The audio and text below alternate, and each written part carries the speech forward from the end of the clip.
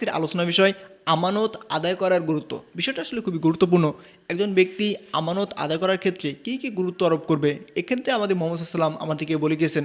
যদি দেখেন এই হাদিস উল্লেখ করেছে সহিহ বুখারীতে 33 নম্বর হাদিস উল্লেখ করেছে, সহিহ বুখারীতে 2682 নম্বর হাদিস উল্লেখ করেছে, সহিহ মুসলিমে উল্লেখ করা আছে 59 নম্বর হাদিসে, এছাড়াও উল্লেখ করা আছে তিরমিজিতেই 2631 নম্বর হাদিসে, যে নবী করিম সাল্লাল্লাহু আলাইহি সাল্লাম বলছেন। আর এই হাদিসটি বর্ণনা করেছে আবু হুরায়রা থেকে বর্ণিত, যে তিনি বলেন যে নবী করিম সাল্লাল্লাহু আলাইহি সাল্লাম বলছেন, একজন মুনাফিকের চিহ্ন তিনটি।